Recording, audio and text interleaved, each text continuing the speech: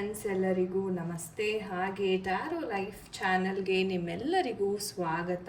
ನಾನು ರಮ್ಯಾ. ಸೊ ಇವತ್ತಿನ ಒಂದು ದಿನ ಗೈಸ್, ಮೇನ್ ಆಗಿ ನಿಮ್ಮ ಒಂದು ವ್ಯಕ್ತಿಯ ಕರೆಂಟ್ ಫೀಲಿಂಗ್ಸ್ ಬಗ್ಗೆ ಈ ಒಂದು ವಿಡಿಯೋ ಇರುತ್ತೆ. ಸೊ ನೀವು ಯಾರಾದರೂ ನಿಮ್ಮ ಪರ್ಸನ್ ಬಗ್ಗೆ ತಿಳ್ಕೋಬೇಕು ಅಂತಿದ್ರೆ, ಅವರ ಮನಸ್ಸಿನಲ್ಲಿ ಏನು ಓಡ್ತಾ ಇದೆ, ಯಾವ ವಿಚಾರ ಓಡ್ತಾ ಇದೆ ಅಂತ ತಿಳ್ಕೋಬೇಕು ಅಂದರೆ ಖಂಡಿತವಾಗ್ಲೂ ಈ ಒಂದು ವಿಡಿಯೋವನ್ನು ಕೊನೆ ತನಕ ನೋಡಿ. ಸೊ ಯೂನಿವರ್ಸ್ ಕಡೆಯಿಂದ ನಿಮಗೆ ಯಾವ ಒಂದು ಮಾಹಿತಿ ತಲುಪಬೇಕು ಆಗಿರುತ್ತೆ, ಖಂಡಿತವಾಗ್ಲೂ ಅದು ತಲುಪುತ್ತೆ ಅಂತಲೇ ಹೇಳ್ಬೋದು. ಓಕೆ, ಸೊ ಎಸ್, ಆ್ಯಂಡ್ ಯಾರೆಲ್ಲ ತುಂಬ ಪಾಸಿಟಿವ್ ಆಗಿ ಕಮೆಂಟ್ಸ್ ಮಾಡ್ತೀರಾ, ನಿಮ್ಮ ಆತ್ಮೀಯರೊಂದಿಗೆ ವಿಡಿಯೋನ ಶೇರ್ ಮಾಡ್ತೀರಾ, ಲೈಕ್ ಮಾಡ್ತೀರಾ, ತುಂಬ ಧನ್ಯವಾದಗಳು ನನ್ನ ಕಡೆಯಿಂದ. ನಿಮ್ಮ ಸಪೋರ್ಟ್, ಪ್ರೋತ್ಸಾಹ ಇದೇ ರೀತಿ ಇರಲಿ ಅಂತ ನಾನು ಆಶಿಸ್ತೀನಿ. ಸೊ ಬನ್ನಿ ಕ್ವಿಕ್ಕಾಗಿ ವಿಡಿಯೋವನ್ನು ಶುರು ಮಾಡೋಣ. ಸೊ ವಿಡಿಯೋ ಶುರು ಮಾಡೋದಕ್ಕಿಂತ ಮುಂಚೆ ನೀವು ಫಸ್ಟ್ ರಿಲ್ಯಾಕ್ಸ್ ಆಗಿ ನಿಮ್ಮ ಮೈಂಡನ್ನು ರಿಲ್ಯಾಕ್ಸ್ ಆಗ್ಲಿಕ್ಕೆ ಬಿಡಿ. ಸೊ ಯಾರಿಗೋಸ್ಕರ, ಯಾವ ಪರ್ಸನ್ಗೋಸ್ಕರ ವಿಡಿಯೋ ನೋಡ್ತಾ ಇದ್ದೀರಾ, ಆ ಪರ್ಸನಿನ ಒಂದು ಹೆಸರು, ಡೇಟ್ ಆಫ್ ಬರ್ತ್ ಏನಿದೆ. ಓಕೆ, ನಂಗೆ ಆಲ್ರೆಡಿ ಕಾರ್ಡ್ಸ್ ಪಾಪಪ್ ಆಗ್ತಾ ಇದೆ, ತುಂಬ ಬೇಗನೆ ಎನರ್ಜೀಸ್ ಪಿಕ್ ಆಗ್ತಿದೆ. ಓಕೆ, ನೋಡೋಣ. ಸೊ ಫೈನ್, ಯಾವ ಒಂದು ಪರ್ಸನ್ ಬಗ್ಗೆ ನೀವು ನೆನಪಿಸ್ಕೊಂಡಿದ್ರೆ ಆಲ್ರೆಡಿ ಎನರ್ಜೀಸ್ ಪಿಕ್ ಆಗಿದೆ. ಸೊ ನೋಡೋಣ ಯಾವ ಥರ ಇರುತ್ತೆ ವಿಚಾರಗಳು ಅಂತ ಥಿಂಕ್ ಮಾಡಿ. ಓಕೆ, ಯೂನಿವರ್ಸ್ ನಿಮ್ಮ ಮೆಸೇಜಸ್ ಇದ್ದರೆ ನಮ್ಮ ವೀಕ್ಷಕರಿಗೆ ದಯವಿಟ್ಟು ರೀಡ್ ಮಾಡಿ. Okay, all right. ಯಾವುದಾದ್ರು ಮೆಸೇಜಸ್ ಇದೆಯಾ ನಮ್ಮ ವೀಕ್ಷಕರಿಗೆ ದಯವಿಟ್ಟು ತಿಳಿಸ್ಕೊಡಿ. ಯೂನಿವರ್ಸ್, ಏಂಜಲ್ಸ್ ದಯವಿಟ್ಟು ತಿಳಿಸ್ಕೊಡಿ, ಕನೆಕ್ಟ್ ಮಾಡಿ ಡಿಯರ್ ಏಂಜಲ್ಸ್. ಓಕೆ, ಸೊ ತುಂಬ ಇಂಪಾರ್ಟೆಂಟ್ ಮೆಸೇಜ್ ಇದೆ ಅಂತಲೇ ಹೇಳ್ಬೋದು. ಸೊ ಸ್ಕಿಪ್ ಮಾಡದೆ ದಯವಿಟ್ಟು ಕೊನೆ ತನಕ ನೋಡಿ ಈ ಒಂದು ವಿಡಿಯೋ. ಯಾಕಂತಂದರೆ ಇಲ್ಲಿ ಎಷ್ಟೋ ಜನ ಹೇಳಬೇಕು ಅಂತಂದರೆ ತುಂಬ ಡಿಪ್ರೆಷನಲ್ಲಿದ್ದೀರಾ, ಇನ್ನೇನು ಪ್ರಪಂಚನೇ ಮುಳುಗೋಗಿದೆ ಅನ್ನೋ ಮಟ್ಟಿಗೆ ಒಂದು ತೀವ್ರವಾದ ಡಿಪ್ರೆಷನ್ ಅಂತಕ್ಕಂಥದ್ದು ಇಲ್ಲಿ ಕಂಡು ಬರ್ತಾ ಇದೆ ಅಂತ ಹೇಳ್ಬೋದು. ಟವರ್ ಎನರ್ಜಿ ಬಂದಿರೋದ್ರಿಂದ ಎಷ್ಟೋ ಜನ ಒಂದು ಸಡನ್ ನೆಗೆಟಿವ್ ಚೇಂಜಿಂದ ತುಂಬಾ ಶಾಕ್ಗೆ ಒಳಗಾಗಿದ್ದೀರಾ, ಅಥವಾ ಅಚಾನಕ್ಕಾಗಿ ಒಂದು ವಿಚಾರ ನಿಮಗೆ ಗೊತ್ತಾಗಿದೆ ನಿಮ್ಮ ಒಂದು ಪರ್ಸನ್ ಬಗ್ಗೆ, ಅದು ತುಂಬ ನೆಗೆಟಿವ್ ಆಗಿದೆ ಅಂತಲೇ ಹೇಳ್ಬೋದು. ಸೊ ಇದರಿಂದ ಒಂದು ರೀತಿ ನಿಮಗೆ ಶಾಕ್ ಅಂತಲೇ ಆಗಿದೆ.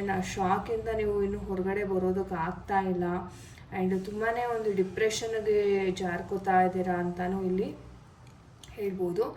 ಆ್ಯಂಡ್ ತುಂಬಾ ಒಂದು ಐಸೋಲೇಷನಲ್ಲಿ ಇದ್ದೀರಾ. ಎಷ್ಟೋ ಜನ ನಿಮಗೆ ಒಂದು ರೀತಿ ಯಾರ ಜೊತೆನೂ ಮಾತಾಡೋದಕ್ಕೆ ಇಷ್ಟ ಇಲ್ಲ, ಅಥವಾ ಯಾರ ಜೊತೆನೂ ಹೊರಗಡೆ ಹೋಗಬೇಕು ಅಂತ ಅನಿಸೋದಿಲ್ಲ ನಿಮಗೆ. ಒಂದು ರೀತಿ ಯಾವಾಗಲೂ ಒಂಟಿತನ ಅಂತಕ್ಕಂಥದ್ದು ತುಂಬಾ ಕಾಡುತ್ತೆ ನಿಮಗೆ ಅಂತಲೇ ಹೇಳ್ಬೋದು. ಯಾಕಂದರೆ ಪರಿಸ್ಥಿತಿ ಆ ಥರ ಇದೆ. ಓಕೆ, ಮೊದಲನೇದಾಗಿ ಇಲ್ಲಿ ನೋಡ್ಬೋದು, ನೀವು ಹಾರ್ಟ್ ಬ್ರೇಕ್ ಕಾರ್ಡ್ ಬಂದಿರೋದ್ರಿಂದ ಥರ್ಡ್ ಪಾರ್ಟಿ ಇನ್ವಾಲ್ವ್ಮೆಂಟ್ ಅಥವಾ ನಿಮ್ಮ ಮನಸ್ಸಿಗೆ ತುಂಬ ನೋವಾಗುವಂಥ ಕೆಲವೊಂದು ವಿಚಾರಗಳು, ಕೆಲವೊಂದು ಘಟನೆಗಳು ನಿಮ್ಮ ಒಂದು ಪರ್ಸನಿನ ವಿಚಾರವಾಗಿ ನಿಮಗೆ ಗೊತ್ತಾಗಿದೆ ಅಂತಲೇ ಹೇಳ್ಬೋದು.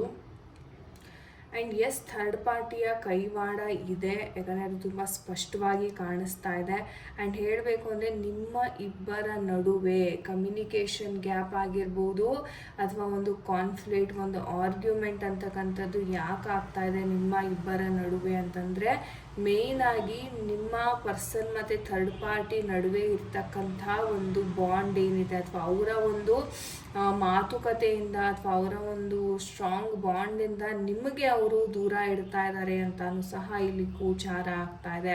ಆ್ಯಂಡ್ ನೀವು ಎಷ್ಟೇ ಟ್ರೈ ಮಾಡಿದ್ರೂ ಅವ್ರಿಗೆ ಕಮ್ಯುನಿಕೇಟ್ ಮಾಡಬೇಕು ಅಥವಾ ಸರಿ ಮಾಡ್ಕೋಬೇಕು ವಿಚಾರಗಳು, ಅಥವಾ ಯಾಕೆ ಅವರು ನನ್ನನ್ನು ದೂರ ತಳ್ತಿದ್ದಾರೆ, ದೂರ ಮಾಡ್ತಿದ್ದಾರೆ ಅಂತ ಒಂದು ರೀಸನ್, ಒಂದು ಕಾರಣ ಏನು ಅಂತ ತಿಳ್ಕೊಳ್ಳೋಕ್ಕೆ ಪ್ರಯತ್ನವನ್ನು ಪಡ್ತಾ ಇದ್ದೀರಾ. ಬಟ್ ಆ ಕಡೆಯಿಂದ ಯಾವುದೇ ರೀತಿಯ ಒಂದು ರೆಸ್ಪಾನ್ಸ್ ಅಂತಕ್ಕಂಥದ್ದು ನಿಮಗೆ ಸಿಗ್ತಾ ಇಲ್ಲ. ಸೊ ಈ ಥರ ಸಿಚುವೇಶನಲ್ಲಿದ್ದೀರಾ. ಸೊ ಅಂದರೆ ಇಲ್ಲಿ ಅವರು ನಿಮ್ಮ ಪರ್ಸನ್ ಇಗ್ನೋರ್ ಮಾಡಿದಷ್ಟು ನಿಮಗೆ ಆ ನೋವು ಅಂತಕ್ಕಂಥದ್ದು ಏನಿದೆ ಅಲ್ಲ, ಅದು ತುಂಬ ಜಾಸ್ತಿ ಆಗಿದೆ. ಯಾಕಂದರೆ ಪ್ರೀತಿ ಮಾಡಿದವ್ರು ಇಗ್ನೋರ್ ಮಾಡೋಕ್ಕೆ ಸ್ಟಾರ್ಟ್ ಮಾಡಿದ್ರೆ ಆ ಒಂದು ನೋವು ಅಂತಕ್ಕಂಥದ್ದು ತುಂಬಾ ತೀವ್ರವಾಗಿರುತ್ತೆ. ಯಾಕಂದರೆ ನಾವು ಅಷ್ಟು ಅಟ್ಯಾಚ್ಮೆಂಟ್ ಅಂತಕ್ಕಂಥದ್ದು ಬೆಳೆಸ್ಕೊಂಡಿರ್ತೀವಿ ಆ ಒಂದು ವ್ಯಕ್ತಿ ಜೊತೆ.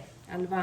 ಸೊ ಸಡನ್ನಾಗಿ ಅವ್ರಿಗೆ ಅಥವಾ ನಿಮಗೆ ಏನಾದರೂ ಅವ್ರ ಕಡೆಯಿಂದ ಆ ಪ್ರೀತಿ, ಆ ಒಂದು ಬಾಂಧವ್ಯ ಅದು ಸಿಗ್ತಾ ಇಲ್ಲ ಅಂತ ಗೊತ್ತಾದರೆ ತುಂಬ ನೋವಾಗ್ತಕ್ಕಂಥ ಒಂದು ಸನ್ನಿವೇಶಗಳನ್ನ ನಾವಿಲ್ಲಿ ನೋಡ್ತಾ ಇದ್ದೀವಿ.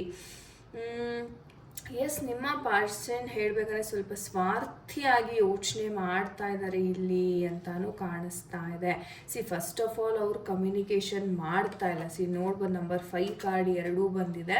So communication, because number 5 indicates communication ಅಂತ ಹೇಳ್ತೀವಿ ನಾವು. ಸೊ ಕಮ್ಯುನಿಕೇಷನ್ ಅಂತಕ್ಕಂಥದ್ದು ಸರಿಯಾಗಿ ಆಗ್ತಾ ಇಲ್ಲ.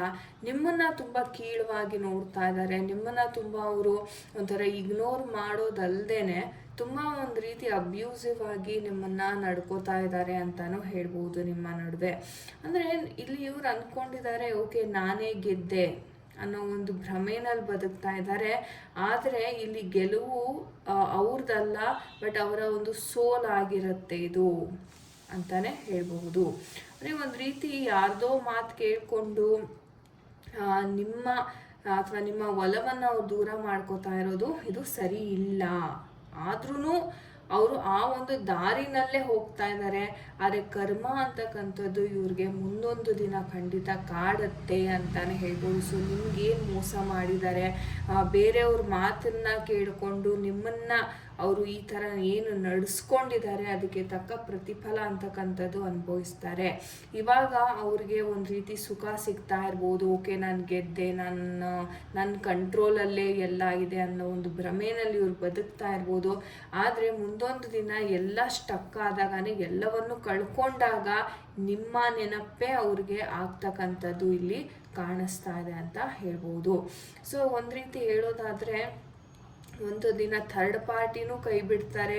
ಇಲ್ಲಿ ನೀವು ಸಹ ಇವರ ಜೊತೆ ಇರೋದಿಲ್ಲ. ಆಗ ಅವರ ಒಂದು ಏನಿದೆ ನಿಮ್ಮ ವ್ಯಾಲ್ಯೂ ಅವ್ರಿಗೆ ಗೊತ್ತಾಗ್ತಕ್ಕಂತಹ ಒಂದು ಸನ್ನಿವೇಶವನ್ನು ನಾವಿಲ್ಲಿ ನೋಡ್ತಾ ಇದ್ದೀವಿ. ಆ್ಯಂಡ್ ಸದ್ಯಕ್ಕಂತೂ ನಿಮ್ಮ ನಡುವೆ ಯಾವುದೇ ಒಂದು ಸಂಭಾಷಣೆ ಅಷ್ಟು ಅತ್ಯುತ್ತಮವಾಗಿ ಇರೋದಿಲ್ಲ. ಆ್ಯಂಡ್ ಎಸ್, ಎಷ್ಟೋ ಜನ ನಾನು ಹೇಳ್ದಂಗೆ ಡಿಪ್ರೆಷನ್ ಆಗಿದ್ದೀರಾ, ತುಂಬ ಗಾಬರಿ ಪಡ್ಕೋತಾ ಇದ್ದೀರಾ. ಮೈಂಡಲ್ಲಿ ಹಲವಾರು ಡೌಟ್ಸ್, ಹಲವಾರು ಪ್ರಶ್ನೆ ಅಂತಕ್ಕಂಥದ್ದು ನಿಮಗೆ ಮೂಡ್ತಾ ಇದೆ. ಆದ್ರೂ ನೀವು ಅದನ್ನೆಲ್ಲ ಸಹಿಸ್ಕೊಂಡಿದ್ದೀರಾ. ಎಷ್ಟೋ ಜನಕ್ಕೆ ಇಲ್ಲ, ನನ್ನ ಲೈಫ್ನ ನಾನು ಎಂಡ್ ಮಾಡ್ಕೊಂಡ್ಬಿಡ್ಬೇಕು ಅನ್ನೋ ಒಂದು ಥಾಟ್ಸ್ ಸಹ ಎಷ್ಟೋ ಜನಕ್ಕೆ ಬಂದಿದೆ.